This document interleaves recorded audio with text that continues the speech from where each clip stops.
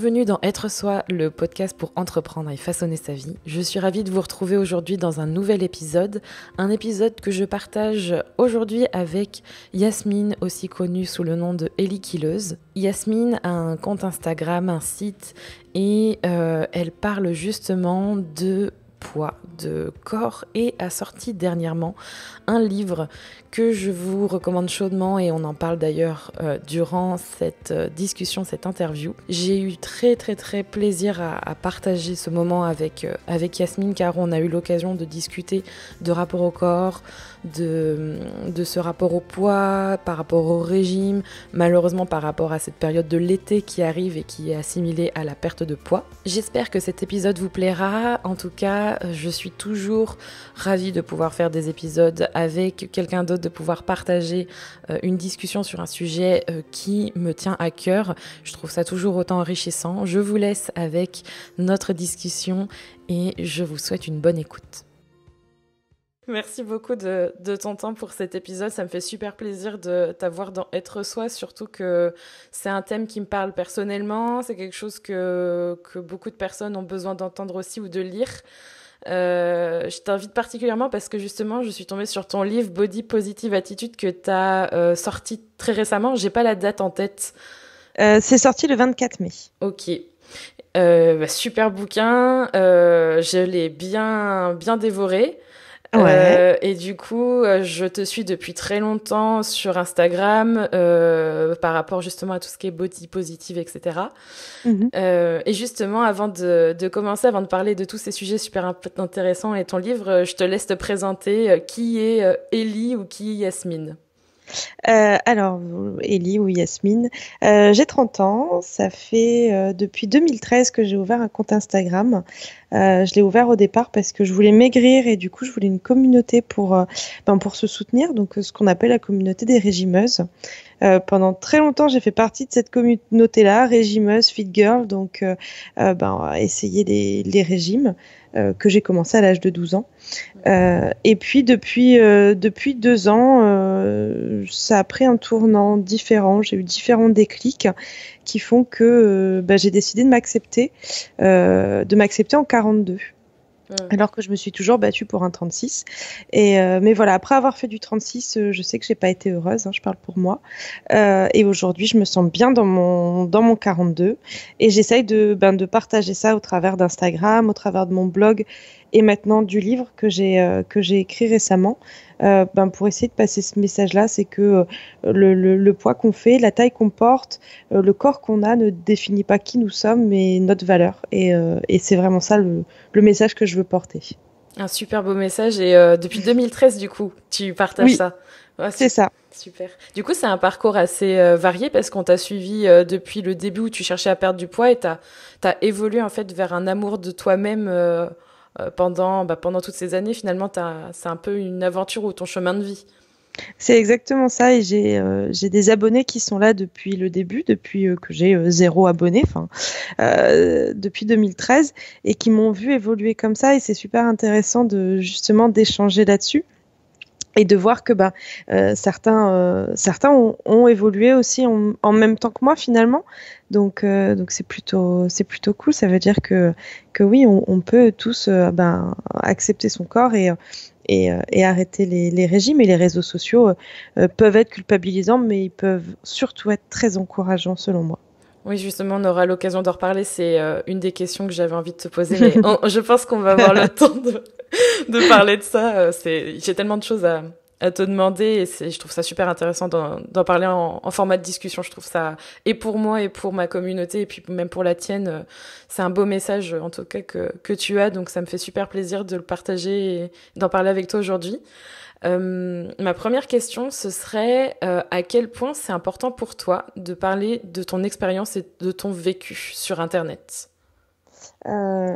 Internet, c'est un moyen assez facile pour tous de s'exprimer, alors pour des bonnes et des mauvaises choses. Pour moi, c'est le moyen de... j'ai toujours dit, si mon compte Instagram ou aujourd'hui mon livre peut éviter à une gamine de 13-14 ans de faire les mêmes conneries que moi, alors j'ai tout gagné. Et je sais parce que je reçois des messages assez régulièrement que mes posts ou le livre aide certaines femmes. Et c'est pour ça que je le fais. Je le fais vraiment dans le but de pouvoir aider d'autres femmes. Enfin, en gros, partager mon expérience pour leur éviter de vivre ce que moi j'ai vécu. Un exemple à l'envers, on va dire, dans le sens où voilà, j'ai vécu ça, j'ai essayé ça. Ne le faites pas, ça en vaut pas la peine. Oui, c'est ça. Et puis, je me dis aussi que toi, t'as pas forcément eu comment dire, l'aide ou les modèles qu'on peut avoir aujourd'hui, comme toi. Je pense que tu en es un si t'as autant de messages et de retours. Et tu te sens ce devoir d'en parler pour aider justement ces jeunes femmes ou ces ados qui ont traversé ou qui traversent la même chose que toi. C'est ça. Ouais, c'est exactement ça. C'est vraiment leur éviter de faire ce que j'ai fait, leur partager ce qui a marché pour moi en espérant que ça marche pour eux. Et tu vois, quand j'étais plus jeune, moi j'aurais voulu faire un travail où voilà, enfin aider les autres et tout ça. Bon, finalement, c'est pas du tout mon job. Mais du coup, voilà, c'est mon petit plaisir à moi, ma petite Béa et ma petite pierre à l'édifice que de partager ça quotidiennement, voilà, dans le but d'être, je dirais, utile. Qu'est-ce que tu partages pour ceux qui te connaissent vraiment pas? Qu'est-ce que tu partages à travers ton livre, à travers les réseaux sociaux? C'est quoi les thématiques ou les sujets qui te tiennent à cœur et où tu te sens qu'il faut ton devoir d'en parler justement?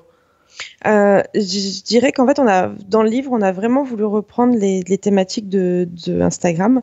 C'est-à-dire que j'ai voulu qu'il y ait une partie body positive, donc accepter son corps. Donc je parle beaucoup de comment, ce que j'ai vécu déjà, parce que je pense que le fait de l'avoir vécu, on n'est pas dans de la théorie, on est dans de la pratique et ça parle parce que les exemples parlent aux gens.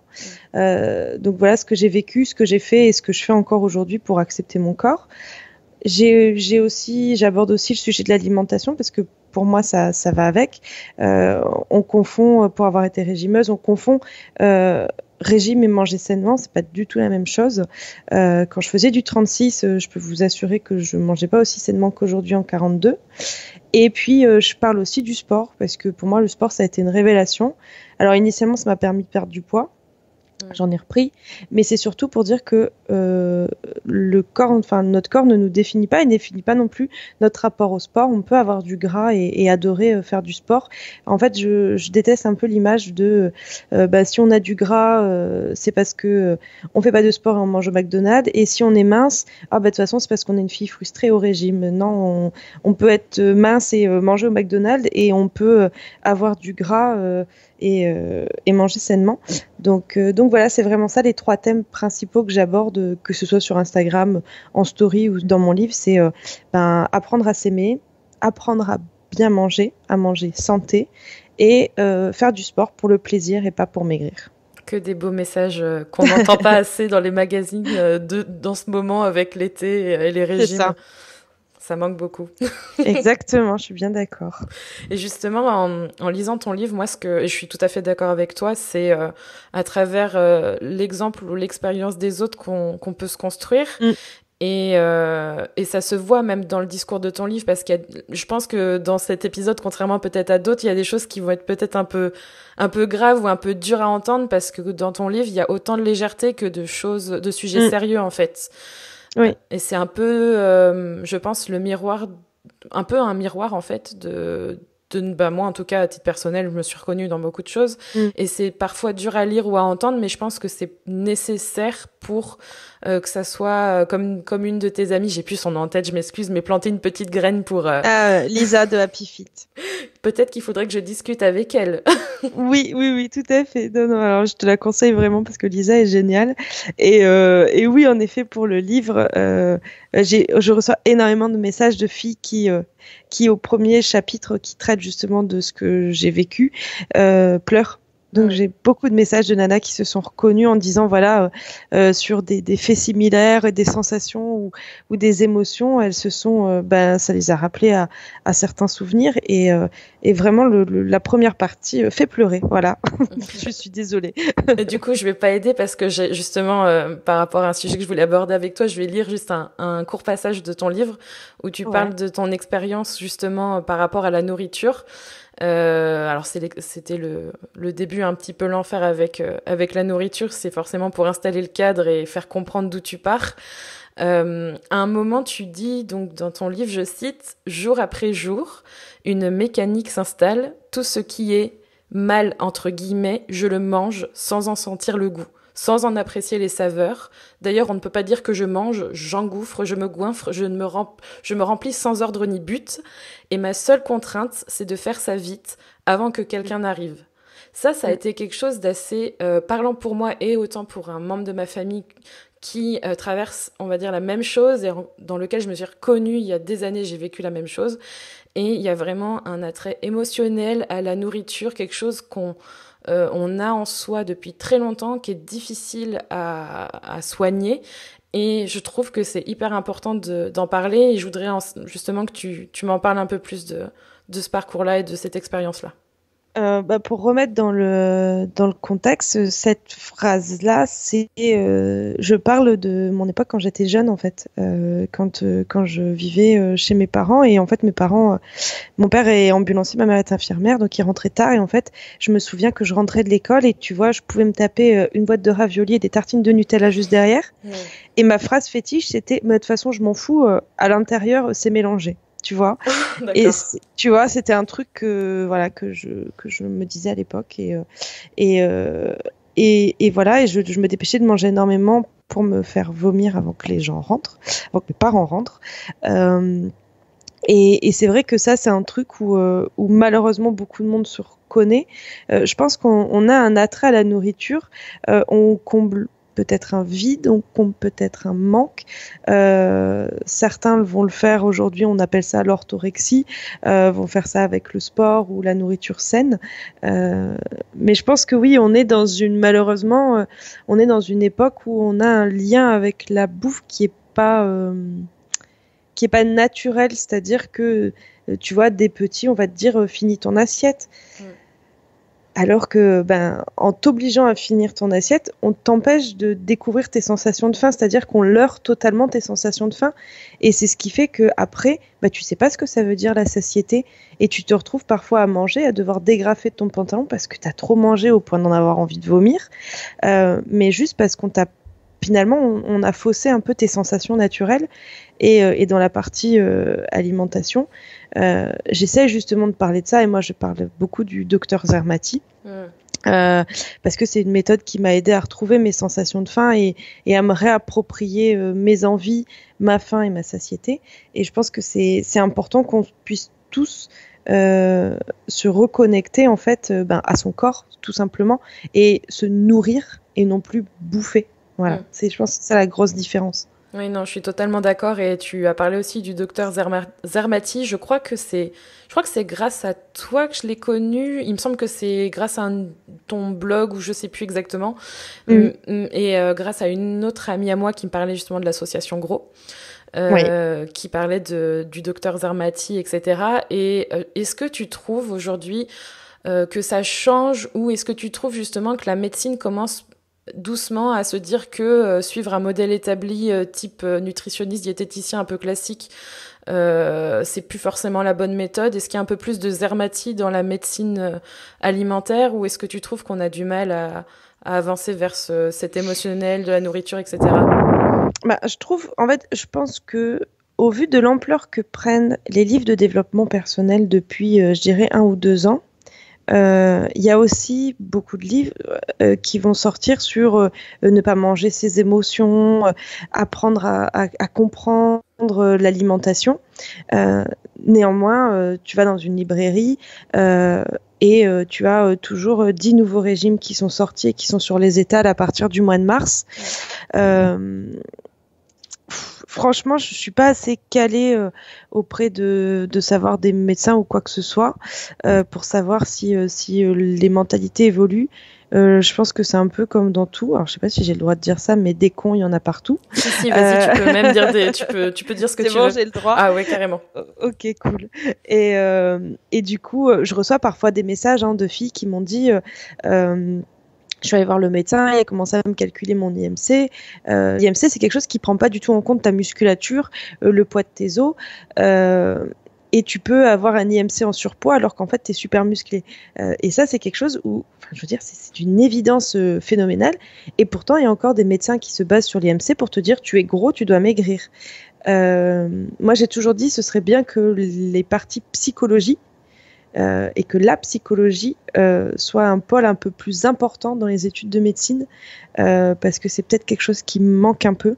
Moi, j'ai eu affaire à une gynéco qui a été absolument horrible avec moi. Alors en plus, t'imagines la scène, je suis chez la gynéco, je suis nue, elle me pèse et elle me dit « Ah, faudrait pas retomber dans l'obésité ». Voilà. J'ai pas vécu ça exactement dans les phrases, mais j'ai eu pareil 2 gynécos qui étaient tout le temps à scruter mon poids et à me parler de poids, et que j'étais trop grosse dans tout le stade de la séance, donc toute nue, palpée des seins, etc. Voilà, enfin tu vois, enfin je veux dire, il n'y a pas plus, je pense, dégradant. Et moi, ce que je me suis dit quand je suis sortie de là, je l'avais raconté sur Instagram, et à l'époque, j'avais déjà commencé à faire ce travail sur l'acceptation de moi. Et je me suis dit, mais merde, heureusement que j'ai commencé à m'accepter. Parce que je sors d'un truc comme ça, mais je vais me faire vomir, j'arrête de manger. Enfin, une humiliation comme celle-ci, t'es une gamine, ça te crée un complexe. Enfin, moi, tout a commencé parce que ma prof de gym à 12 ans m'a dit, t'es trop grosse pour ton juste au corps. Ben voilà, ça a fait une phrase et ça a changé ma perception de mon corps. J'ai 30 ans pendant plus de 15 ans. Donc voilà, donc c'est vrai que j'espère que ça va évoluer. Je pense qu'aujourd'hui, on a le pouvoir de faire évoluer les choses en fonction de ce qu'on partage et de ce qu'on peut partager justement sur les réseaux ou comme toi avec les podcasts. Et j'espère que ça va faire évoluer les choses. Après, je connais aussi des diététiciennes qui sont très très bien. Il y a des médecins qui sont très bien. Je pense qu'il ne faut pas généraliser. Et puis, je pense simplement que tu vas voir un médecin, il est con, et ben tu vas voir un autre médecin et on n'en parle plus, quoi. Enfin, moi, gynéco, je suis allée la voir une fois, j'y suis plus jamais retournée, quoi. Et puis c'est tout. Et puis après, j'en ai trouvé une qui était très bien et qui m'a dit, c'est super, vous aviez perdu du poids, oh là, vous êtes très bien, voilà, et c'est tout. Et puis en même temps, je suis pas venue pour me faire tâter le graillon, quoi. Donc à un moment donné, tu regagnes la zone dont on parle et puis c'est tout, quoi. On n'en parle plus.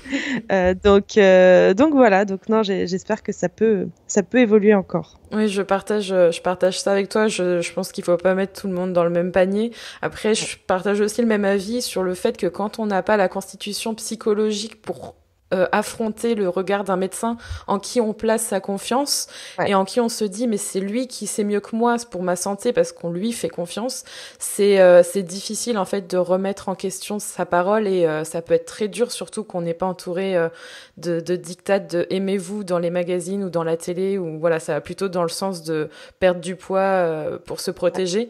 Donc par contre, je suis d'accord, hein, je l'ai déjà répété même sur les réseaux sociaux, il faut pas rester, si un médecin grossophobie, compagnie, c'est pas fait pour ça, faut changer. Oui, tout à fait. Et du coup, c'est intéressant parce que tu disais justement que c'est le jour où ta prof de sport t'a dit que avec quelques kilos en moins, ce serait mieux. Ça a vraiment fait basculer en fait ton regard sur toi. Est-ce que selon toi, le poids des mots, le regard des autres, c'est quelque chose qui pèse encore plus que le poids qu'on a en trop et qui nous fait plus de mal peut-être? Moi, je pense que une petite phrase anodine, un petit surnom à la con, ça peut changer beaucoup de choses dans la perception qu'on a de son corps. Je pense que tu peux, en fonction du milieu dans lequel tu évolues, après il y a aussi une question aussi de personnalité, mais quelqu'un qui va avoir des kilos en trop, enfin j'aime pas dire ça, mais ouais, des kilos en trop, gamin, mais qui sera vraiment dans un environnement bienveillant, je pense qu'il peut peut-être mieux le vivre qu'une gamine qui va être somme toute dans la normalité de la courbe de poids, mais à qui un jour on aura dit ben t'es trop grosse. Ou ah ben tu devrais pas manger du pain, hein, c'est pas bon pour ce que t'as. Tu vois, je reçois énormément de messages, et en fait ça c'est un truc que j'essaye de faire comprendre, mais le body positive c'est pas pour les gros, le body positive c'est pour tout le monde. Moi, le nombre de messages de filles où j'aurais bavé sur leur corps, qui m'envoient en me disant merci parce que je suis super mal dans ma peau.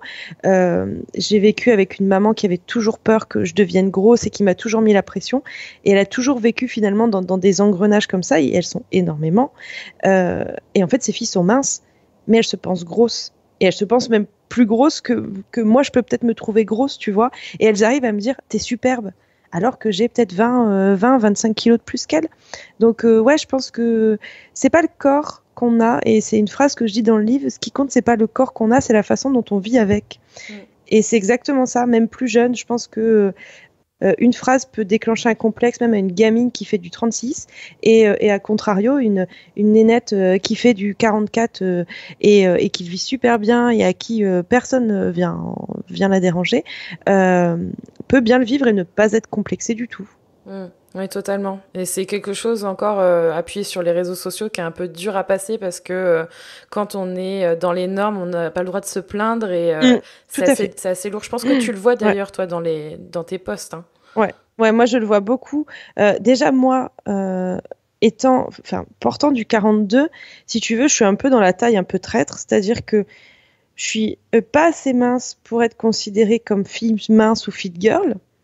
Et en même temps, je mets pas une assez grande taille pour être considérée comme légitime chez les plus size, tu vois.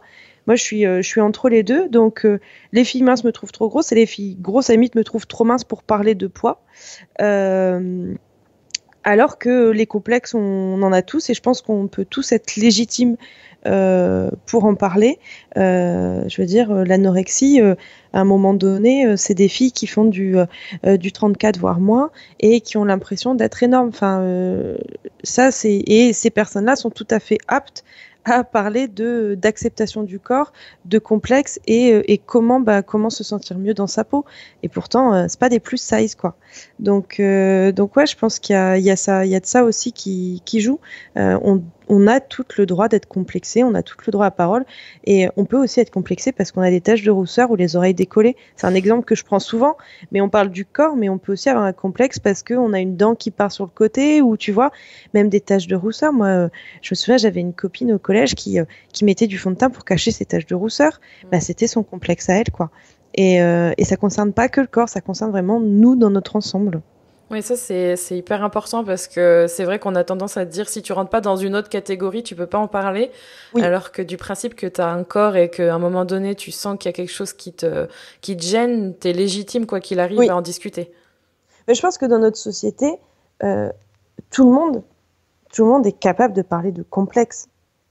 Je pense qu'on n'a pas besoin de justifier de quoi que ce soit pour parler de complexe. Alors oui, c'est plus simple pour moi de dire que faire du 36 ne vous rendra pas forcément, je dis bien pas forcément, heureuse, parce que j'ai fait du 36. Et que peut-être que si j'avais jamais fait de 36, on m'aurait dit ouais, t'as laissé tomber. On me le dit quand même aussi. Mais voilà, je pense que dans notre société d'aujourd'hui, on peut tous le dire. Alors oui, bien sûr, nos expériences font qu'on sera plus ou moins entendu et peut-être plus ou moins pris en considération. Mais aujourd'hui, on peut tous parler de complexe parce que je connais pas une seule personne qui soit pas complexée. Enfin, je suis tombée sur un post de Camille Cerf, qui est une ancienne Miss France, où elle a dû remettre les pendules à l'heure sur Instagram parce que elle était passée d'un 36 à un 38, 36 à un 38, Miss France, tu vois, alors on visualise un peu, et que les gens lui disaient qu'elle avait grossi. Et je me dis, mais putain, même là, à ce niveau-là, ces personnes-là aussi peuvent être complexées parce que la société nous complexe. Est-ce que tu as l'impression justement qu'en s'exposant sur les réseaux sociaux, les autres, ils ont encore plus un droit de regard ou un droit de commentaire sur ce que tu traverses, surtout que c'est très personnel justement, l'acceptation de soi. Comment tu le vis toi du coup ? J'ai très mal vécu à une époque. Je l'ai très mal. J'en parle dans le livre. J'ai très mal vécu à une époque. Maintenant, ça va beaucoup mieux parce que j'ai aussi, j'ai vu un psy à un moment donné qui m'a dit une phrase importante, qui m'a dit: on peut t'aimer ou pas t'aimer, mais on peut pas te reprocher d'être toi-même. Et je me suis dit, c'est vrai, il a raison. Finalement, ces filles qui me jugent, elles me connaissent pas. Je suis moi-même. Moi aussi, il y a des gens que j'aime bien, il y a des gens que j'aime pas. Donc, il faut aussi accepter que les gens t'aiment ou t'aiment pas. Maintenant, la difficulté sur les réseaux sociaux, c'est que les gens pensent que ils peuvent tout se permettre. Moi, moi, ça m'est déjà arrivé une fois d'avoir un commentaire genre une fille, tiens, ça m'avait marqué. J'avais fait une photo et elle me dit, j'aime pas la forme de tes cuisses. Mais j'étais tombée par terre parce que je m'étais dit, à quel moment tu prends ton portable, tu cliques sur la photo de quelqu'un, à la limite tu te dis, j'aime pas la forme de ses cuisses. Bon, next, il y a quand même 300 millions de photos sur Instagram, tu passes à autre chose. Tu te dis, non, je vais lui dire. Et je me suis dit, et j'avais dit à cette fille, mais est-ce que tu te verrais, si tu me croisais dans la rue, est-ce que tu te verrais me dire, je n'aime pas la forme de tes cuisses? C'est un truc qui est aberrant, mais en fait sur les réseaux sociaux c'est ça, il faut accepter que les gens pensent qu'ils peuvent donner leur avis sur tout. Juste avant de ce podcast, tu vois, j'étais un peu énervée parce que j'ai reçu un commentaire sur Instagram d'une fille qui me met oui c'est cool que tu t'acceptes mais t'es grosse, faut que tu maigrisses. Oh là là. Et je me suis dit à quoi ça sert? Alors cette fille a un compte Instagram à 0, c'est-à-dire qu'elle n'a pas de photo, pas d'abonnés, pas d'abonnement. Mais elle prend quand même la peine de venir sur mon compte, de regarder ma photo, de lire mon post et de me mettre un commentaire. Et je me dis, c'est quand même vachement triste parce qu'elle doit vraiment se faire chier dans sa vie. Et voilà, ça fait partie des aléas d'Instagram. Alors certains te diront, c'est le revers de la médaille. À ça, je réponds, allez vous faire foutre. Quelle médaille? Il n'y a pas de revers, il n'y a pas de parce que tu as des abonnés, tu dois supporter la méchanceté des autres. Et moi, ce que je dis dans le livre, c'est simple, c'est que ces gens-là, faut les bloquer. On a la possibilité sur les réseaux sociaux de bloquer les gens. Quelqu'un ne t'apporte rien, il est juste là pour être méchant. Si c'est vraiment de la méchanceté, c'est pas constructif. Moi, je bloque. Donc là, cette nénette-là, je lui ai mis merci beaucoup. Et je vais aller la bloquer. Je lui laisse quand même le droit de réponse à mon merci beaucoup. Je sais pas tellement ce qu'elle pourrait répondre, mais je vais aller la bloquer parce que c'est des gens qui ont aucun intérêt et qui ne t'apportent rien à part de la méchanceté. Donc on a la possibilité de se protéger de cette façon-là. Et voilà, il faut pas avoir de soucis à bloquer les gens. Moi, il y a des gens sur les réseaux sociaux que je n'aime pas. Je ne suis jamais allée. Déjà, je vais pas sur leur profil. Et si je tombe sur leur profil, jamais de la vie, je mets je ne t'aime pas, ou tu me fais chier avec tes posts, ou tu fais chier avec tes poses à la con. Non, elle fait ce qu'elle veut, je fais ce que je veux, et basta, quoi. C'est quelque chose qui est assez commun, malheureusement, surtout dans les médias d'image, ou même avec des choses où on parle de corps, comme si les autres avaient un droit de regard ou le droit de te dire comment vivre ta vie, surtout quand tu commences à gagner en notoriété, j'imagine. C'est ça, tout à fait. Non, mais c'est... Et puis de plus en plus, puis après, bon, je pense que... Alors, je sais pas pourquoi, mais je pense qu'il y a aussi une forme de jalousie. C'est-à-dire que, comment dire, dans mon cas, c'est quand même vachement agaçant. Parce que la meuf, elle a du gras, elle bouffe du chocolat, elle court et les gens, ils la kiffent. Alors que toi, tu es en train de te tuer à faire des abdos en pensant que le fait d'avoir un ventre plat, ça te permettra aux gens de t'aimer plus. Donc je pense qu'il y a cette forme-là qui est un peu agaçante. Et après, sur les réseaux aussi, c'est un truc que je dis toujours, c'est que il faut éviter de montrer que ça te touche. Parce qu'en fait, ces gens-là, ils se nourrissent de ça, ils se nourrissent finalement de cette méchanceté et de cette peine. Moi, la période où j'ai eu le plus de commentaires méchants, c'est une période où j'avais des soucis personnels. Donc j'ai eu des soucis dans mon travail. Je suis allée voir un psy. J'en parlais pas trop sur Instagram, mais ça se ressentait dans mes posts. Voilà, ça se ressentait que j'étais pas très bien, que j'étais un peu plus tristounette. J'ai jamais eu autant de messages méchants qu'à ce moment-là. Et en fait, parce que les gens ont senti, ils se sont dit c'est facile, là on peut vite la choper, c'est maintenant qu'il faut taper dessus, elle a un genou à terre, c'est maintenant. Et une fois que j'ai passé outre ça, vu que je réponds pas ou que je réponds merci quand on me dit que je suis grosse, en fait les gens ils arrêtent de me mettre des commentaires parce que je suis pas intéressante. Je réagis pas, je fais pas de scandale, je fais pas de story pour parler d'eux. Du coup, c'est un peu comme les voitures quand les gens brûlent des voitures à Noël. Si les médias arrêtaient de parler de ces gosses qui brûlent des voitures à Noël, les villes, elles feraient pas des combats pour brûler un max de voitures. Là, c'est la même chose. Si tu leur donnes pas de crédit, ils vont s'étouffer tout seuls et ils vont arrêter. C'est vraiment ça. Oui, l'indifférence la plus totale, de toute façon, voilà. Pour éviter de nourrir ça, quoi. Exactement, il faut vraiment être dans l'indifférence et comprendre une chose, c'est que ces gens-là ne s'attaquent pas à toi en tant que personne, ils t'ont juste, à la limite, ils t'ont un peu pris au pif et ils se sont dit tiens, on va essayer d'appuyer sur un bouton, on va voir si ça marche. Si tu réagis, ils vont recommencer d'appuyer sur le bouton. Si par contre derrière il n'y a aucune réaction, ils vont aller voir ailleurs, quoi.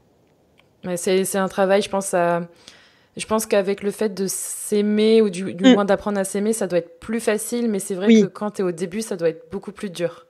oui, oui, oui. Bah, c'est vraiment plus facile maintenant parce que euh, je sais qui je suis et leurs commentaires ne remettent pas en question qui je suis. Tu vois, là, de me dire c'est bien, tu t'acceptes, mais t'es grosse, ça m'agace plus dans le fait, je me dis, mais à quoi ça sert de d'écrire ça, que dans le fait de me dire que je suis grosse. Enfin, ça me touche plus. Euh, je suis assez bien dans ma peau pour pas aller me faire vomir le yaourt au chocolat que j'ai mangé ce midi, tu vois.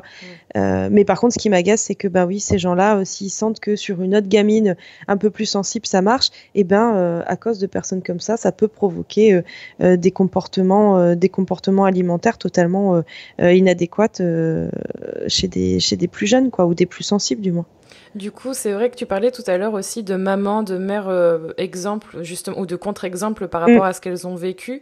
Alors, je parle pour moi parce que du coup, c'est vrai qu'en grandissant et en apprenant à faire un peu cette thérapie avec soi-même, ça libère la parole et on est plus à l'aise à en parler avec nos proches, dont nos mères, Mhm. qui justement n'ont pas eu cette peut-être liberté de parole ou ces bons modèles apaisés d'amour envers soi.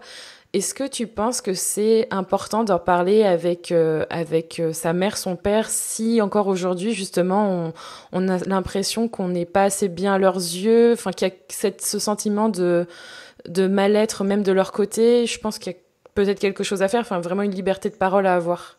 Alors c'est le sujet le plus sensible pour moi, pour être honnête. Ok. C'est vraiment le sujet le plus sensible parce que j'ai la chance d'avoir grandi dans un environnement super bienveillant et je vais pleurer.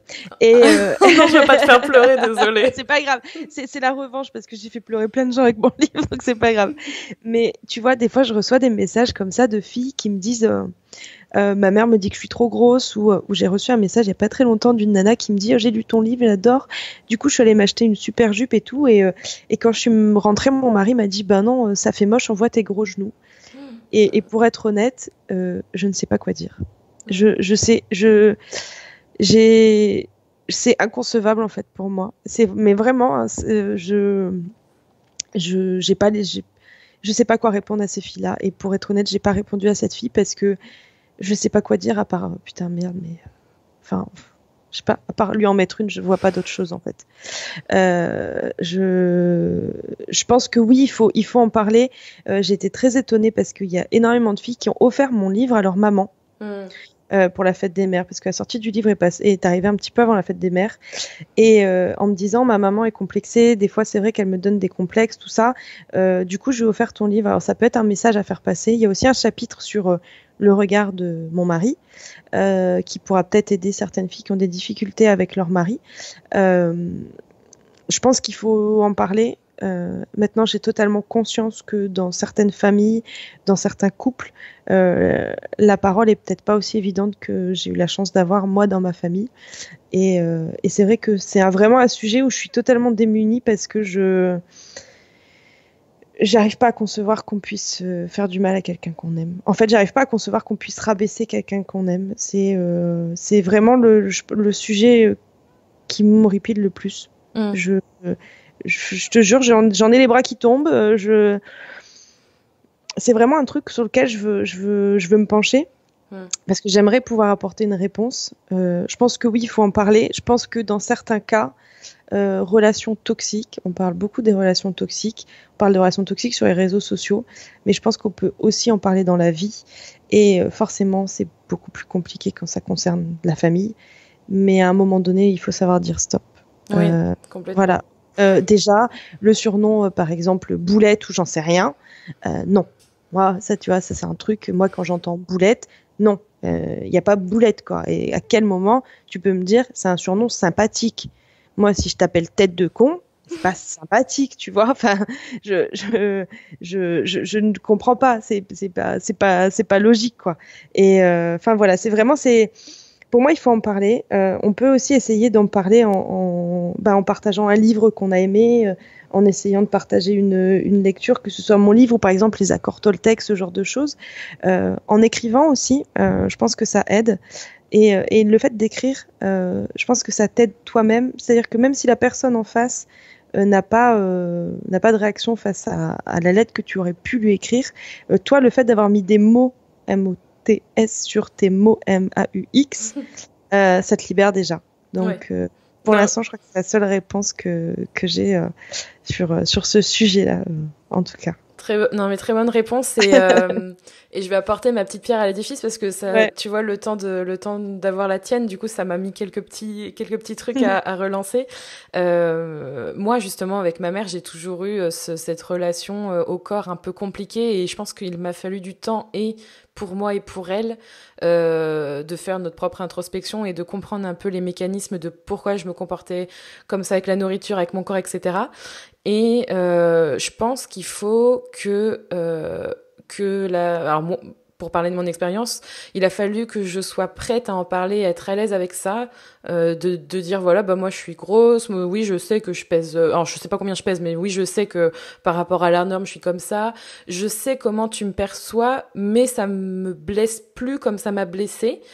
Et justement c'est rigolo parce que par rapport à ton livre, justement, j'ai dit à ma mère, qui est venue il y a pas très longtemps, écoute, maman, regarde, c'est un livre super intéressant. Il y a plein de choses que moi je connais déjà, qui m'ont parlé, etc. Parce que je te suivais auparavant, j'ai lu Zermati. Ouais.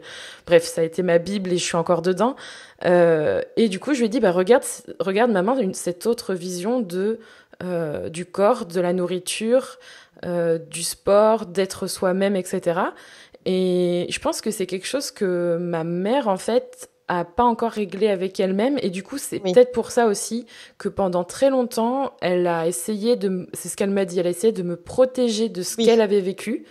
Oui. Et c'est moi qui vais pleurer, du coup. Donc, chacun son tour. Le podcast qui déchire, tu vois. C'est le premier podcast où Julie et Yasmine vont pleurer, super. C'est ça. Mais ouais, non, c'est ça, en fait. En fait, c'est pas forcément volontaire, tu vois, tu disais, tu conçois pas, en fait, que quelqu'un qui t'aime te fasse du mal, mais je pense que c'est même inconscient et parfois c'est même un sentiment de protection pour son enfant. Alors je parle de mère-fille et du coup je comprends mieux maintenant pourquoi j'avais des réflexions ou des choses qui, comme tu disais, une phrase ça suffit et du coup c'est ça. Pour moi, je comprends mieux le pourquoi et du coup ça m'aide à continuer ma vie et à accepter, c'est ça, totalement. Mais en fait, je pense que tu vois, tu as deux cas. Tu as le cas, en effet, par exemple, d'une maman qui a été grosse, qui l'a super mal vécu et qui veut pas du tout que son enfant subisse les moqueries et qui, du coup, va mettre la pression à son enfant pour son bien, sans se rendre compte que, du coup, ça fait l'effet inverse.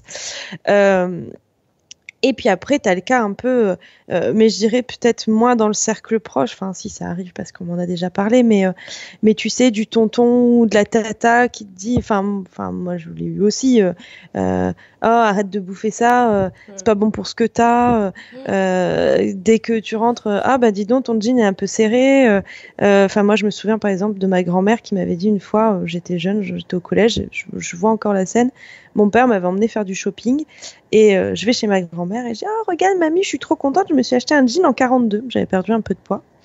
Et elle me regarde et me dit « Moi, j'ai 70 ans et je mets du 42. » Bon, ben voilà, mamie m'a clashé, tu vois. Donc, et je me souviens, tu vois, je vois encore la scène, je vois le jean. Enfin, ça a été un truc super marquant. Et je me dis, heureusement, j'ai un fort caractère et même si c'était mes grands-parents, je me suis jamais laissé faire. Mais voilà, ce genre de choses, tu vois, là, typiquement, c'était pas pour me protéger qu'elle m'a dit ça, tu vois. Là, clairement, ça doit être ma mamie. Là, elle, c'était de la méchanceté gratuite, quoi. Donc ouais, je pense que tu as différents cas. Et alors, je sais pas si tu l'as lu. Moi, je suis en train de le lire et c'est un livre dont je parlerai bientôt sur Instagram. Gros n'est pas un gros mot. Je l'ai pas lu, mais je vais le lire. Eh ben, écoute, il est génial. Et il y a un chapitre comme ça où justement, elle explique un peu ce côté-là des gens qui ont peur de reproduire sur leurs enfants ce qu'ont vécu, ou après, voilà, des gens qui malheureusement, je veux dire, toutes les familles ne sont pas bienveillantes. Enfin, faut en avoir conscience. Malheureusement, tout le monde, tous les papas mamans ne sont pas gentils avec leurs enfants. Il suffit de regarder la télé pour s'en rendre compte. Mais ouais, je pense que tu as raison. Je pense que le fait de comprendre finalement, soit que son parent voulait nous protéger et du coup ça permet de faire la paix avec ce qu'on a pu vivre, ou soit simplement de comprendre que oui, la personne en question est pas forcément bienveillante. Alors soit on l'accepte et soit comme je disais tout à l'heure, on coupe les ponts, ou on réduit un petit peu les sentiments avec cette personne-là, enfin tout du moins les rencontres et les retrouvailles avec ces personnes-là qui nous font du mal, quoi. Totalement. Puis moi, je m'en suis rendu compte surtout avec la grossophobie médicale. Et du coup, maintenant, je l'applique même avec toutes mes relations humaines. C'est que ça, c'est quelque chose que je répète régulièrement. C'est que on est tous des êtres humains avec nos problèmes et on voit pas la chose avec le même filtre. En fait, on n'a pas le même regard sur nous-mêmes et sur les autres, et en fait et ça ça a été difficile à accepter pour moi, d'essayer de comprendre qu'on ne voit pas les choses de la même manière, et on a une vue subjective de nous-mêmes, notre corps et des autres, et l'autre en fait justement pareil, en fait, il a ses problèmes, ses soucis, et ça, c'est quelque chose qu'il faut bien s'ancrer pour justement avancer dans la vie, parce que sinon on se raccroche aux problèmes des autres et ça finit pas. Oui, puis il y a une phrase moi que j'aime beaucoup, c'est ce que les autres pensent de vous n'a rien à voir avec vous, mais tout avec eux. Et par exemple, je pense que ça pourrait un peu illustrer, si j'ai bien compris, la relation un peu toi avec ta maman, c'est qu'au fond, le problème c'était pas toi ou le fait que tu puisses devenir ou être grosse, c'était plutôt la relation qu'elle entretenait elle-même avec son corps. Alors c'était ça, et le côté santé, surtout qu'elle n'a jamais été médicalement obèse, alors légèrement en surpoids, mais c'est vraiment, tu sais, le regard un peu critique de toujours trop de cuisses, trop, tu vois, mais c'est très commun en fait encore aujourd'hui. Oui. Et le côté santé, de pas justement être trop grosse pour ma santé, sauf que aujourd'hui l'IMC, tu l'as dit, ça veut rien dire, et on a très peu de médecins qui parlent justement du côté rapport tour de taille, masse musculaire, graisse, etc., une approche psychologique vraiment globale, et du coup c'est les manques d'informations, les bonnes lectures, les bons retours qui font qu'ensuite la transmission d'informations sur l'enfant ou sur le proche est complètement erronée. Exactement. Non, mais c'est exactement ça. Et puis on est, et elle l'explique dans le livre là sur la grossophobie, c'est vraiment ça. On a l'impression que quand t'es gros, tu vas mourir demain, quoi, tu vois. Et je pense que c'est un truc qui revient assez régulièrement. Moi, on n'arrête pas. Quand je mets des photos où on voit que j'ai du gras, un des commentaires que j'ai le plus souvent, c'est non, mais aussi, il faut penser à la santé. Hein. C'est bien l'acceptation de soi, mais il faut penser à la santé. Et moi, je réponds souvent que on parle de la santé, mais on oublie souvent la santé mentale. Et moi, je suis certainement en meilleure santé aujourd'hui qu'avant, en 36, quand je me faisais vomir ou quand je me forçais à aller aux toilettes pour perdre des calories, quoi. Totalement. Ah non, mais ça, c'est quelque chose encore qui passe pas, et justement le fait de compter les calories, de se référer à une taille de vêtement, à un poids sur la balance, ça c'est quelque chose que je voulais discuter parce que t'en parles dans ton livre. J'ai encore ce sentiment que les chiffres ou la norme, la normalité du poids, ça semble quand même régir notre façon d'être et de manger pour une bonne partie de la population. Ah mais oui. Mais enfin, je veux dire, tu vois, par exemple, quelqu'un qui va acheter des trucs dans un magasin, il va regarder le tableau des calories, alors qu'à la limite, le truc qu'il faudrait plutôt regarder, c'est la composition du machin que tu es en train d'acheter.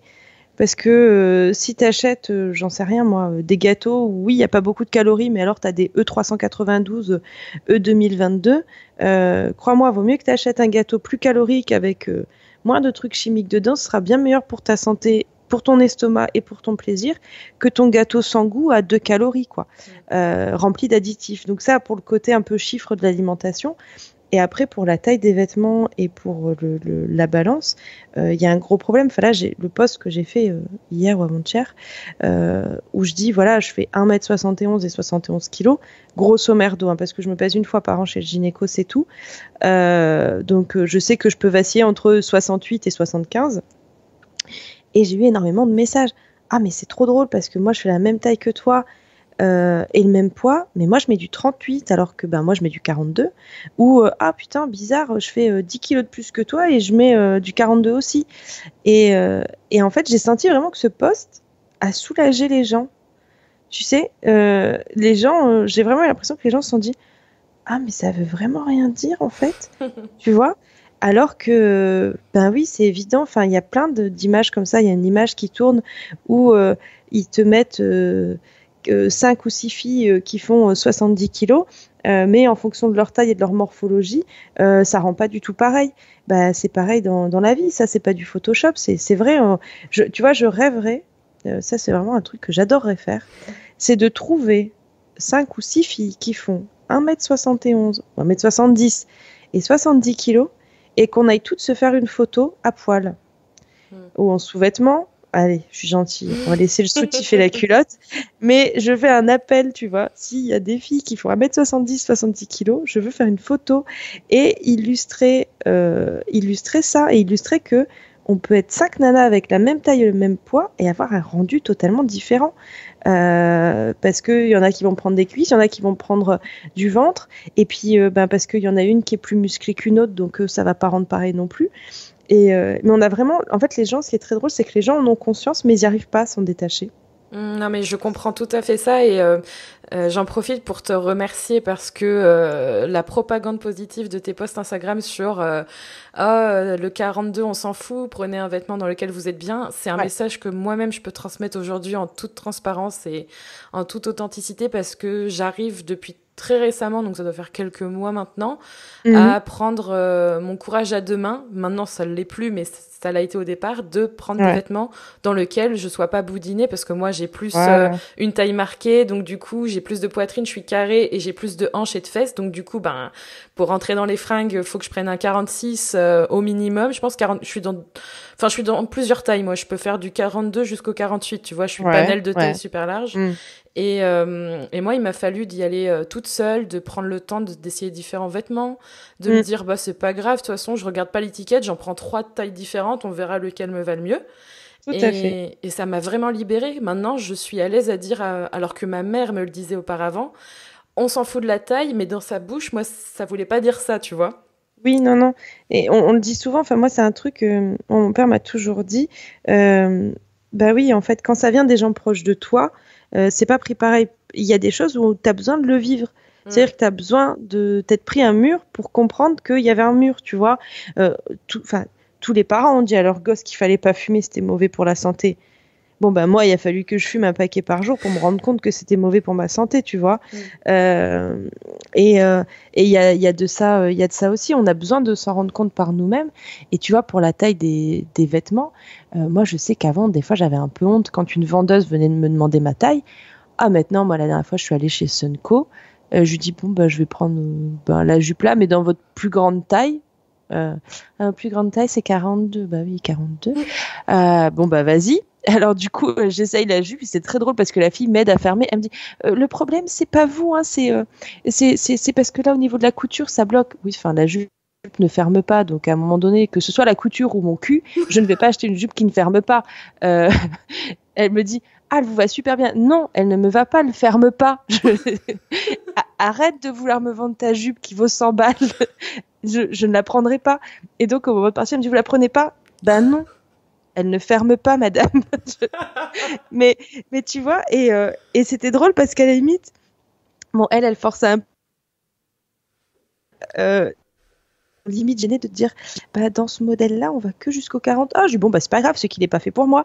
Et voilà, enfin, c'est pas, je veux dire, d'un magasin à un autre, les tailles sont tellement différentes. Moi, j'ai acheté 4 jeans d'une même marque. Je suis rentrée dans un 40, je suis pas rentrée dans le 42 et le 44, c'est 10 fois trop prendre. Ça dépend du textile, ça dépend de comment le jean est taillé. Comme tu dis, en fonction de ta morphologie, ben, je suis sûre que toi, dans certains magasins, tu vas mettre un 46 et dans d'autres, tu vas mettre une ou deux tailles en dessous parce que ben, en fonction du tissu ou en fonction de la coupe, ben, tu rentres plus ou moins dans les vêtements. Il n'y a pas de mal. Et puis surtout, il y a un truc, c'est que, je l'ai dit hier en story, c'est que si quelqu'un va mettre ses doigts derrière vos fesses pour aller chercher l'étiquette et regarder le chiffre, appelez la police. Mais normalement, personne ne fait ça. C'est-à-dire qu'à part vous et la vendeuse, s'il y a une vendeuse qui vous a aidé, personne ne saura que sur votre étiquette, c'est écrit 42 au lieu de votre 40 habituel. Personne ne saura que c'est écrit plus size parce que vous êtes allé au rayon plus size. On s'en fout. Tout ce que les gens vont voir, par contre, c'est que si tu mets du 42, mais que tu as voulu à tout prix rentrer dans le 40, et que du coup, c'est ce que j'appelle l'effet cupcake, ça déborde de partout, là, par contre, ça va se voir. Maintenant, si le jean, tu prends 42, parce que tu fais du 42, ben, les gens vont dire « Ah, il te va bien ce jean ». Par contre, je suis pas sûre qu'en 40, on te dise que ça taille bien, même si tu es rentré dedans. Et je le dis parce que je l'ai fait, parce que moi, j'ai quand même passé la moitié de mon adolescence à mettre des jeans trop petits, à avoir le string qui dépasse parce que le pantalon il descend, et à avoir les bourrelets sur les côtés, à devoir toujours tirer sur mon jean au moindre mouvement parce que les bourrelets passaient par au-dessus. Et moi je me disais encore, c'est trop petit, tu vois, il descend. Non, il est pas trop petit, il descend. Il est trop... c'est pas il est trop grand, il descend, c'est il est trop petit parce que tout ne veut pas rentrer à l'intérieur, Yasmine. À un moment donné, mais voilà, c'est tout, c'est la vie, tu vois. Et aujourd'hui, je trouve ça drôle et quand j'en parle, du coup, les gens se disent ouais, c'est vrai. Et mettez-vous dans votre armoire, jetez tout par terre, essayez. Ce qui rentre, on garde. Ce qui rentre plus, on vend, on donne. Enfin, mais voilà, il y a personne qui saura ce qui est écrit sur votre étiquette, quoi. Et ça, c'est un truc, je pense qu'il faut comprendre. Personne ne va te demander ah, il est beau ton jean, c'est quelle taille? Quelqu'un t'a déjà dit ça? Moi, j'ai pas eu. Je crois que si, mais le truc, c'est surtout que ce que je dirais, c'est aussi ne pas s'infliger de garder des vêtements qui ne te vont plus. Oui. Et ça, c'est un truc que j'ai longtemps gardé. Là encore, tu vois, je suis sûre, j'ai encore 2-3 trucs qui me vont plus. Mais c'est juste la flemme, tu vois. C'est pas parce que je projette un jour de les porter, mais j'ai, je crois, pour l'anecdote, eu un short. Je crois que je l'avais acheté il y a 5 ou 6 ans. À une époque où je crois j'étais très fière de porter du 38 parce que j'avais perdu 10 kilos et je savais pas pourquoi je les avais perdus, mais je les avais perdus, donc j'étais là, enfin je vais pouvoir m'acheter des vêtements. Moi j'en étais rendue là, j'attendais d'avoir perdu du poids pour m'acheter des vêtements et je portais des guenilles en attendant et du coup j'ai gardé longtemps un short que j'ai dû mettre une fois avec des collants et que j'étais là en train de me dire, ça remonte à 2 ans, je le remettrai quand j'aurai perdu du poids, sauf que c'est la pire punition ce genre de truc. C'est affreux. Non, mais c'est ça. Et puis, c'est le fameux. Enfin, moi, ça a été un gros combat pour celles qui me suivent sur les réseaux sociaux. Ça a été le fameux jean moutarde, c'est-à-dire un jean trop petit où tu fais une photo dedans où t'es boutiné. Et l'objectif, c'est que dans quelques semaines, tu rentres et que ça passe. Bon, bah, moi, je suis rentrée dans mon jean moutarde. Je suis pas rentrée dedans très longtemps. Mais c'est un peu le côté jean test, quoi. Et on a toutes dans notre armoire. Moi, j'avais des jupes. Là, j'ai fait le tri. J'avais des jupes en 38 avec l'étiquette encore dessus.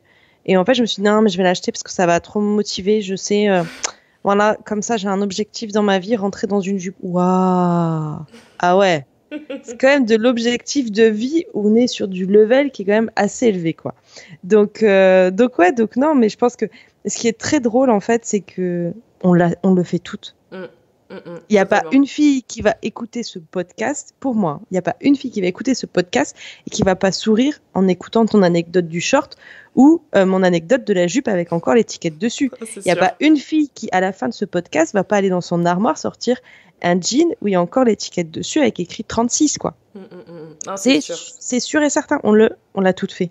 Et c'est con, mais bon, du coup après coup ça fait rigoler, puis bon bah tu le revends et puis on n'en parle plus et puis tu l'achètes à la bonne taille, c'est quand même vachement plus pratique un jean à la bonne taille sur tes fesses qu'un jean petit dans ton armoire. Ouais, et puis au moins tu peux passer dedans et mention spéciale à une autre vendeuse qui, contrairement à la tienne, voulait absolument fermer cette putain de jupe qui passait pas. Moi j'ai eu le droit et je pense que c'est psychologiquement comme maintenant je suis à l'aise avec ça, où j'ai essayé un pantalon en 44 mais la taille, tu vois, ça allait pas, il y avait un truc, enfin bref, ça allait pas. J'arrivais à passer les 2 jambes mais au niveau des hanches ça passait pas, donc j'ai dit à ma mère bah c'est pas grave, tant pis, je le savais, tu vois, je le sentais à vue de nez mais je l'ai quand même essayé pour lui montrer que j'avais raison.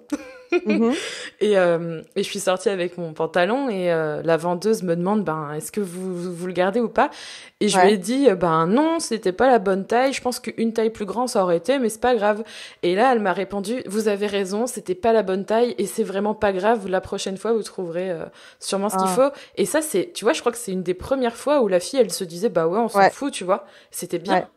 Ouais, et c'est vachement bien qu'il y ait des vendeuses comme ça parce que c'est pas toujours le cas. Alors j'en ai quand même quelques-unes des fois qui me mettent dans les posts en me disant mais moi j'ai une cliente, j'ai essayé de lui faire comprendre, là j'ai eu un commentaire il y a pas longtemps où elle me disait elle voulait à tout prix rentrer dans du 38 et elle dit finalement elle est repartie avec une chemise en 44 et je lui ai dit vous savez ce qui compte, c'est que la chemise, vous vous sentiez bien dedans, que ce soit un 38 ou un 44, on s'en fiche.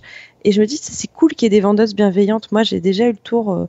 Ma maman est forte. Et une fois, elle est allée dans un magasin et la vendeuse lui dit, Madame, je suis désolée, mais on fait pas votre taille. Et je me suis dit, mais pourquoi on dit ça? Déjà, elle est peut-être venue pour acheter pour quelqu'un d'autre. Tu vois? Donc déjà, moi, tu fais ça à ma mère. Ma mère, elle est venue pour prendre tout le magasin pour moi. Elle repart, elle a rien du tout. Elle te fait une campagne de pub du tonnerre. Hein. Mais je veux dire, à quel moment tu dis, Madame, alors que tu n'as rien demandé, nous n'avons pas votre taille. Je comprends pas. C'est un gros concept de vie. Alors oui, comme on disait tout à l'heure, des cons, il y en a partout. Il y a des bonnes vendeuses, il y en a des moins bonnes. Et il y a des bons médecins, il y en a des moins bons. Il y a des bons Instagrammeurs, il y en a des moins bons. Il y a des bons podcasts et il y en a des moins bons. Et voilà, c'est comme ça, c'est la diversité de la vie, quoi. Celui-là, c'est le bon podcast, hein, pour ceux qui en douteraient. Et Yasmine, c'est liculeuse, donc c'est la bonne Instagrammeuse vu le message. Et les vendeuses qui passent ce genre de message, sachez qu'on vous voit, on parle pas assez de vous, les vendeurs, hein, c'est valable des deux sexes. Et franchement, vous faites notre journée, donc continuez à être comme ça, c'est important. C'est clair. Et du coup, pour toi, est-ce qu'il y a peut-être un déclic ou une anecdote qui a fait que tu es passé, pour ta part, du body shaming au body positif dans ta vie? Il y en a une. C'est un groupe de déclic. En fait, juste avant de passer un peu sur le body positif, j'avais perdu du poids suite à un régime. Forcément, j'en ai repris. En plus, j'avais arrêté la course à pied, je m'étais blessée, tout ça. Et puis, une copine m'avait dit, tu devrais essayer le crossfit, machin. Bon. Et me voilà au mois de mai, j'avais commencé le crossfit, ça se passait bien, c'était vraiment cool. Puis je me dis, putain, merde, toutes les Instagrammeuses commencent à faire régime, faut que je fasse régime. Je prends un régime sur Internet d'un copain qui fait des plans alimentaires. Je lui dis pas, quand il voit que j'ai commandé, il me dit, mais putain, pourquoi t'as commandé, machin. Je dis, non, mais si, je veux que tu me le fasses, machin, comme une vraie cliente, allez. Ok, bon. Et en fait, je me suis très vite rendu compte, ça me faisait chier de peser tous mes aliments. Et puis, je me suis surtout rendu compte que quand je suis allée me laver dans les douches collectives du CrossFit, les filles qui étaient avec moi, elles me ressemblaient plus à moi qu'aux fit girls d'Instagram. Et je me suis dit, en fait, le problème, c'est pas que j'avais l'impression d'être un peu hors norme sur Instagram parce que j'étais pas au régime et qu'en plus j'avais du gras et machin. Et je me suis dit, en fait, le problème, c'est pas ça. Le problème, c'est que, mais moi aussi, je jouais le jeu, c'est que sur Instagram, les meufs, elles se mettent toujours dans la meilleure position, le meilleur angle. Quand les filles, elles te font des photos avec des foulées de grande enjambée alors qu'elles courent à 10 km/h, ton enjambée à 10 km/h, c'est pas un grand écart. Hein. Ça, c'est une enjambée d'un 20 km/h. Jamais de la vie, quand on te prend en photo, quand tu cours, tu fais un truc comme ça, sauf les pros, quoi. Et je me suis dit, mais en fait, c'est ça qui est super complexant. Et c'est à partir de ce moment-là où je me suis dit, merde. J'ai dit à mon pote, j'ai dit, écoute, en fait, j'ai pas envie, j'arrête le programme alimentaire. Je m'aime comme je suis très bien comme ça, j'ai pas envie de m'emmerder à peser des calories ou pas boire l'apéro avec Johan parce que je suis au régime. Et c'est à ce moment-là où j'ai commencé à partager des photos de moi avec un bourrelet qui dépasse, avec mes cuisses qui se touchent, summum d'Instagram, les cuisses qui se touchent, tu vois. Et là, j'ai eu des retours super positifs de gens qui m'ont dit putain, merci, quoi. En fait, le problème, c'est ça, c'est qu'on voyait toutes des images un peu surfaites et du coup, t'as l'impression de pas être normal. Et c'est bon de se remettre dans la réalité. Et moi, le crossfit et les douches collectives m'ont permis de me remettre dans la réalité, de me dire, ces filles-là, tous les matins, elles sont là à 7h, elles en chient comme moi, elles soulèvent des poids, elles font du sport, elles sont là 4 fois par semaine comme moi. Et pourtant, on n'a pas d'abdos, ni elles, ni moi. Et pourtant, on est des putains de sportifs super motivés à venir avant d'aller au taf, en chier sous une barre de 50 kilos au squat ou j'en sais rien, tu vois. Et en fait, ces filles-là, on les voit pas sur les réseaux sociaux. Alors là, c'est en train de changer, c'est génial. Des fois, on me dit, ouais, le body positive, c'est une mode. Je m'en fous que ce soit une mode. Moi, je trouve que c'est une mode super cool. Et s'il y a des gens qui le font juste pour avoir des likes, mais tant mieux pour eux si ça leur fait des likes. En attendant, moi, je trouve ça cool qu'on voit plus de gens vrais, qu'on voit de la cellulite, qu'on voit du bourrelet, qu'on voit du cul, et puis qu'on voit des vergetures, quoi. Parce que c'est ça que tu vois dans la vraie vie quand tu vas à la piscine avec ton gosse. C'est des mamans qui ont le ventre qui tombe parce qu'elles ont eu un tcho. C'est des femmes qui sont blanches comme des culs parce que, excuse-moi, mais on ne peut pas toujours être bronzé toute l'année, quoi. Et on n'attend pas d'être bronzé pour aller à la piscine avec son gamin ou avec son mari. Et voilà, moi, je trouve ça cool finalement que le body positive soit une mode et peu importe que certains veuillent juste surfer dessus, tant que ça change un peu le paysage des réseaux sociaux, c'est génial. Et en plus, ça fait parler, donc c'est top. Tellement d'accord, je ne peux qu'approuver ce message. Et du coup, tu parlais de CrossFit, ça m'intéresse. J'ai 2 petites questions pour toi par rapport au sport. Pas pour être mince, justement. Donc, si j'ai bien compris par rapport à mes lectures et tous tes messages, c'est surtout pour être forte et être bien dans son corps. Ouais. Est-ce que tu as, peut-être pas une astuce, mais un truc pour trouver le sien, son sport? Est-ce que tu peux m'en dire plus sur toi, comment tu as trouvé le ou les sports qui te convenaient? Je pense qu'il faut essayer. Alors moi, j'ai commencé le sport en allant courir avec Johan parce que tout simplement, il allait courir 2 fois par semaine et moi, je restais toute seule à la maison, je me faisais chier. Donc je me suis dit, quitte à me faire chier, autant que j'aille courir. Et en fait, au début, c'était pas facile parce que je fumais un paquet de clopes par jour, que j'avais 27 ans et ça faisait plus de 15 ans que j'avais pas fait de sport. Mais voilà, au fur et à mesure, j'ai pris plaisir. Donc déjà, je dirais essayer. N'achetez pas tous les trucs à la mode. Allez pas dépenser des millions en vous disant c'est sûr je vais faire du crossfit, allez vous acheter 50 paires les pompes à 100 balles ou quoi que ce soit. Vous essayez, vous faites 3-4 séances, vous voyez ce que ça donne. La plupart des salles proposent à la séance, donc ça coûte plus cher. Mais à la limite, il vaut mieux payer à la séance, te rendre compte que ça te va pas, tu auras économisé un abonnement auquel tu n'iras pas. Donc déjà ça. Et ensuite, il faut s'écouter, c'est-à-dire que par exemple, tu vois, je parle du crossfit. Moi, le crossfit, j'en ai fait pendant 1 an, j'ai adoré ça. Ça a vraiment été une révélation parce que ça m'a montré que mon corps était fort, qui me permettait de faire des trucs cool. Et puis j'étais avec une fille, on était tout le temps ensemble. Et il y a des choses où j'étais meilleure qu'elle, il y a des choses où elle était meilleure que moi. Et c'est là où tu te rends compte que les spécificités de ton corps font que elle était meilleure au soulevé de terre et moi j'étais meilleure au squat, par exemple, tu vois. Et ça la rendait pas plus jolie ou moins jolie, tu vois. On avait nos spécificités. Et ensuite, je me suis blessée et j'ai plus envie de faire de crossfit. J'ai arrêté et j'ai essayé le yoga. Donc le yoga, c'est un truc que j'aime bien par période. Il y a des périodes où je suis très yoga, il y a des périodes où je suis pas du tout. Et c'est important pour moi, c'est ça, c'est de trouver le sport qui te fait du bien au moment où il te fait du bien. Tu peux avoir adoré la course à pied et un jour avoir envie de te mettre à la natation. Le tout, c'est que tu le fasses pour toi et pas parce que c'est devenu une mode ou parce que ça fait maigrir. Moi, j'ai beaucoup lu oh là là, je déteste courir, mais bon, ça fait maigrir, alors j'y vais. Non. Moi, on m'a toujours dit, tu devrais faire de la natation, c'est super pour la cellulite. J'en ai rien à péter, j'aime pas nager, quoi. Voilà. À un moment donné, c'est tout. Je m'en fous de ma cellulite, j'aime pas nager, je sais pas nager, ça me fait chier. Je fais 3 allers-retours, je suis saoulée. Et je vais à la piscine occasionnellement pour accompagner Johan, mais ce sera jamais mon sport de prédilection, quoi. Donc c'est ça, je pense qu'il faut que chacun en fait découvre le sport qui lui plaît au moment où ça lui plaît, et puis accepter que ça peut changer aussi. Enfin moi j'ai fait pas mal de sport depuis que j'ai commencé il y a 3-4 ans, et à chaque fois ils ont été au bon moment et j'ai arrêté quand j'en avais marre et j'en ai fait un autre.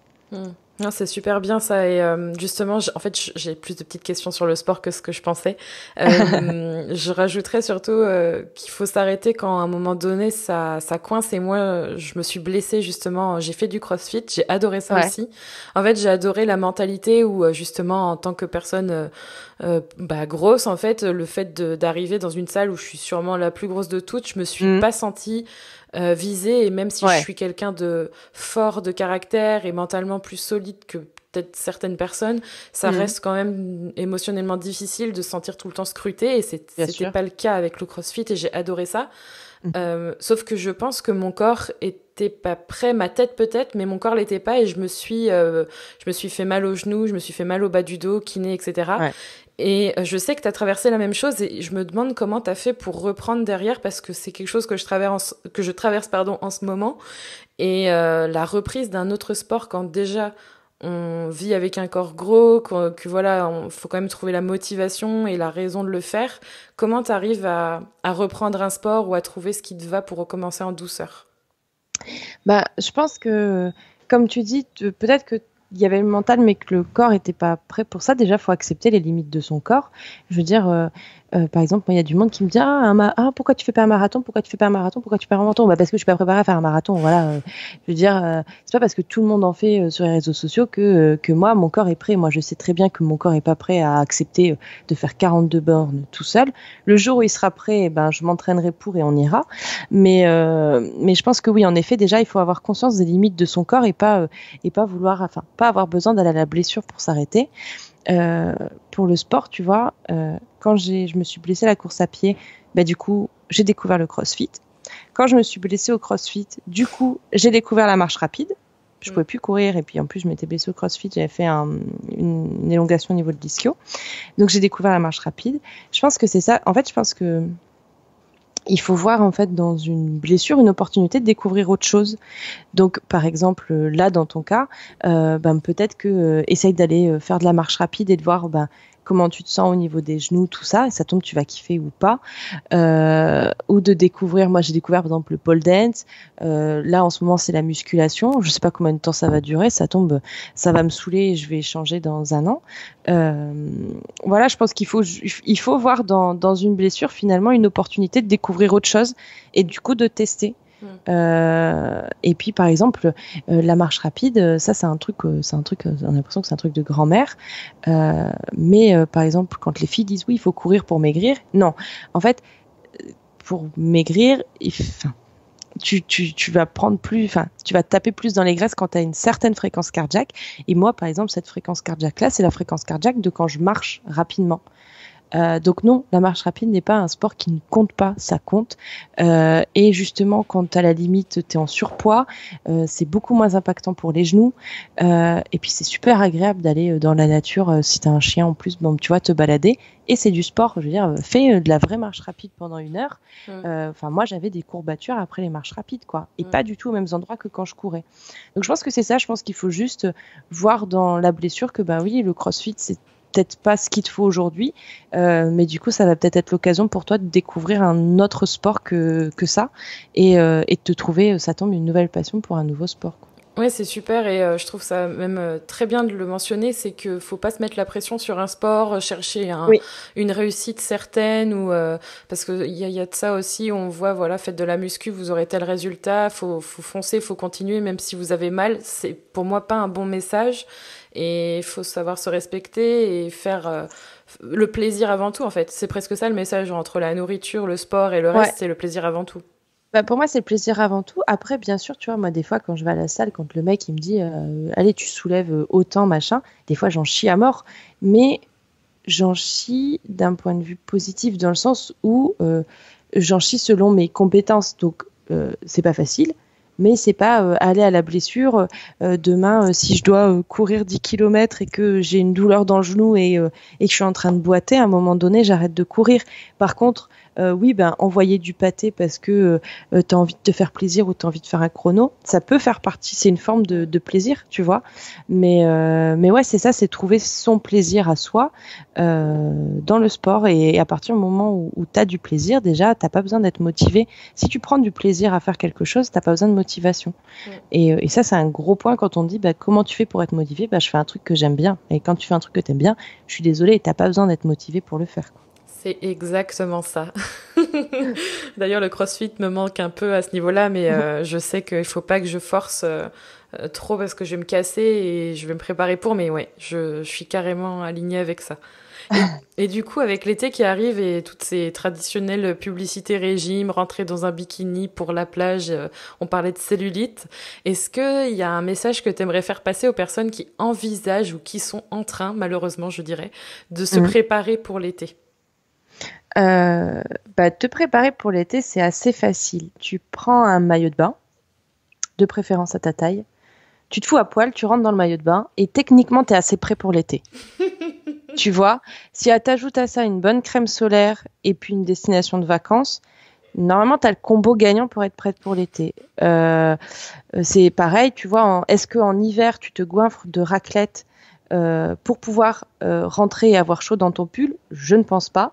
En été, tu vas pas bouffer de la salade pour rentrer dans ton maillot de bain. Si tu ne rentres pas dans ton maillot de bain, achète un nouveau maillot de bain. Voilà, je pense que c'est assez simple, c'est ça, c'est trouve un maillot de bain qui te plaît, à ta taille, enfile-le, va à la plage et on n'en parle plus. Et tiens, profites-en en même temps, à la plage quand tu es posé là sur ta serviette, c'est regarde les gens autour de toi et regarde le nombre de personnes autour de toi qui ressemblent aux gens que tu vois dans les magazines. C'est un truc tout con. Moi, je suis allée à la piscine, j'ai vu que des culs blancs, j'ai vu des vergetures, j'ai vu des ventres qui tombent, j'ai vu des seins qui tombent comme les miens, mais j'ai pas vu beaucoup de meufs d'Instagram. Donc voilà, donc je pense que c'est ça, je pense qu'il faut c'est un peu comme l'histoire des douches collectives au CrossFit, il faut se reconnecter à la réalité. Et la réalité, elle se trouve pas dans les médias, dans les magazines ou sur les réseaux sociaux. La réalité, elle est sous tes yeux.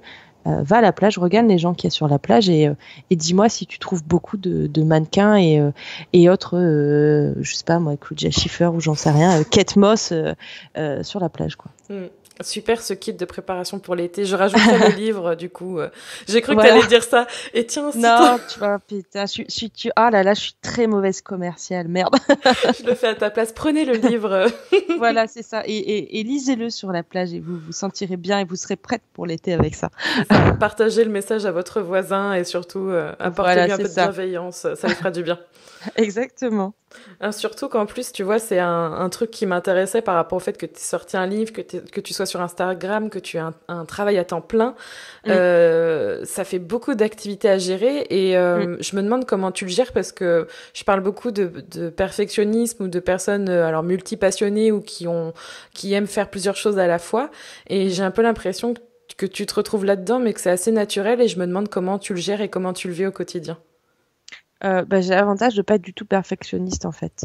Bien. Pas du tout. Et du coup, ça se fait comme ça se fait. Un truc que j'aime bien dire, c'est fais de ton mieux. Je fais de mon mieux pour jongler entre les différents trucs. Et puis voilà. Après, c'est juste de trouver l'équilibre, mais ça va. Enfin, je veux dire après. Le boulot, oui, bien sûr, au boulot, ma pause déjeuner, je la passe sur mon téléphone, mes pauses, je suis souvent sur le téléphone, mais voilà, après l'un n'empêche pas l'autre, et puis si un jour ça marche plus, j'arrive plus à tout gérer, je ferai des choix. Mais je pense que non, mon gros avantage, c'est que je suis pas du tout perfectionniste, et du coup, ça me prend pas la tête plus que ça. Oui, t'as pas de pression, et ça, je trouve que c'est bien de faire les choses toujours par plaisir, en fait. Voilà. Encore. C'est pour ça que, tu vois, moi, on me demande des fois, pourquoi t'en vis pas, pourquoi tu t'arrêtes pas de travailler pour faire ça. Justement parce que du coup, si ça devenait mon travail, j'aurais pas du tout la même vision du truc. Je serais obligée de gagner de l'argent dessus. On parle beaucoup des placements de produits, tout ça sur les réseaux sociaux. Le fait d'avoir mon salaire qui tombe tous les mois là où je bosse, ça me permet de pouvoir dire non quand on me propose 4000 balles pour vendre du thé minceur. Voilà, c'est aussi du coup une chance, c'est que si demain je devais en vivre, est-ce que je serais capable de cracher sur 4000 balles? Tu vois, je pense que oui, parce que je cracherai sur 4000 balles parce que pour moi, ce sera plus important d'être en cohérence avec ce que je pense que de vendre un produit. Néanmoins, je pense qu'à la fin du mois, ce sera beaucoup plus compliqué. C'est parce que les trucs qui payent le plus, c'est des trucs comme ça, les trucs minceurs à la mode, machin et tout. Donc voilà, donc je pense que c'est pour ça. J'aime beaucoup le fait de travailler et puis le fait de sur Instagram de pouvoir justement parler de produits sans être payé, de même de parler de produits que j'ai payés. Le livre, il marche, je suis très contente s'il peut être utile. Et en même temps, s'il marche pas, c'est pas tellement grave, ça me ferait mal au cœur, mais en dehors du fait que ça me ferait mal au cœur, j'attends pas d'argent de ça non plus, Donc je pense que c'est ça qui me donne cette liberté et le fait que je me mette pas de pression, quoi. Ouais, c'est un bon équilibre tu vois, ça rejoint un peu le Marielle qui parlait dans l'épisode précédent et justement elle aussi elle a une activité d'infirmière et à côté son blog, ses vidéos et tous les réseaux sociaux et pareil que toi, ça peut lui rapporter. Mais je trouve que c'est un bon modèle et c'est assez déculpabilisant aussi de se dire que ben voilà, les choix ils t'appartiennent. Voilà. Et tu fais ce que tu veux, quoi qu'il arrive, d'accepter ou pas de l'argent, mais tout à fait. En toute conscience. Exactement, c'est tout à fait ça. Du coup, j'ai une dernière question pour toi, parce que ouais. je vois le temps passer, et à chaque fois, je me dis, on parle super longtemps, mais ça me fait toujours plaisir d'avoir des longues conversations comme ça.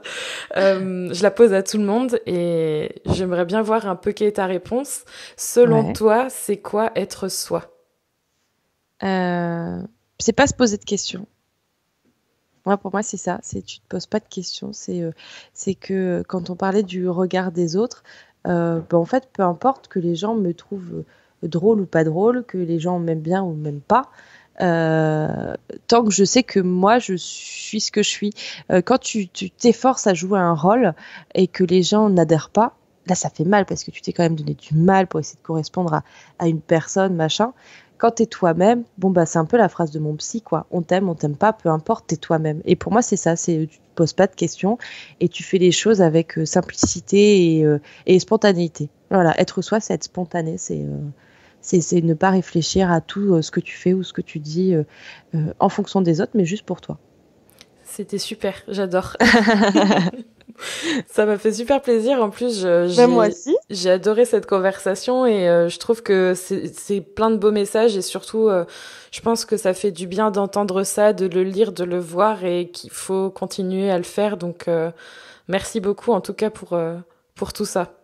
Merci à toi de m'avoir donné la parole. Puis du coup, j'ai hâte d'entendre le podcast pour cette toute première, voir ce que ça donne de l'autre côté, du coup. Eh ben, moi aussi, j'ai hâte de le partager et surtout, je te laisse faire ton instant promo. Est-ce que tu veux que je te le fasse à ta place vu que tu m'as dit que t'étais pas super en commercial? Je peux, hein, si tu veux, mais je peux te laisser faire. Non, écoute, moi je vous dirais juste, si vous voulez acheter le livre, achetez le livre. Si vous en avez pas envie, ne le faites pas. Franchement, j'ai pas de promo à faire. J'espère que les gens auront envie de le découvrir. Et puis si c'est pas le cas, c'est pas trop grave. Voilà, je pense que ce qui est important, c'est que les gens le fassent parce qu'ils en ont envie et pas parce qu'on les a matraqués. Donc non, je ferai pas de commerce. J'ai fait des études de commerce, mais je suis très nulle en commerce. Donc voilà, je préfère m'abstenir. Moi, je vais le faire parce que je suis une cliente et je suis je l'ai dans les mains là. On voit pas vu que c'est un podcast, mais je l'ai à côté de moi. Et si jamais vous avez envie d'en discuter ou de vous faire du bien, allez voir dans une librairie ou allez voir à la Fnac du coin ou peu importe pour le livre de Yasmine, Body Positive Attitude. Et si jamais vous avez envie de justement la connaître un peu plus, je pense que son compte Instagram ou ses contenus, ça pourra toujours être un truc en plus. Et moi, ça me fait du bien de voir dans mon feed Instagram un peu de vrai, un peu de photos du quotidien, de la vraie parole libérée qui est pas là juste pour justement nous vendre quelque chose. Si ce n'est que nous sentir bien, nous vendre un petit peu de bonheur. Donc du coup, voilà, c'est évidemment avec plaisir que je le recommande chaudement, le livre ou tes contenus. Je mettrai toutes les informations qu'il faut dans les petites barres d'infos habituelles, etc. Et merci beaucoup Yasmine, ça m'a fait très plaisir.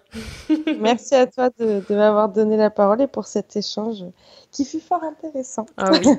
J'espère que tu auras l'occasion d'en faire d'autres des podcasts parce que ça fait du bien à entendre et je pense qu'il faut bien le partager plus. Merci beaucoup. Merci d'avoir écouté cet épisode. N'hésitez pas à vous abonner sur iTunes, Apple Podcast et à donner votre avis et à mettre un commentaire. Vous retrouverez sur juliekinoko.fr toutes les notes, toutes les informations et tous les liens mentionnés dans l'épisode. N'hésitez pas à le partager avec quelqu'un qui pourrait être intéressé par ce sujet. Je suis sûre et certaine que vous connaissez quelqu'un intéressé par le poids, l'amour de soi et le régime. Ça pourrait être intéressant d'en discuter discuter et d'avoir son point de vue en partageant l'épisode d'aujourd'hui. Je vous retrouve la semaine prochaine pour un nouvel épisode et en attendant, prenez soin de vous.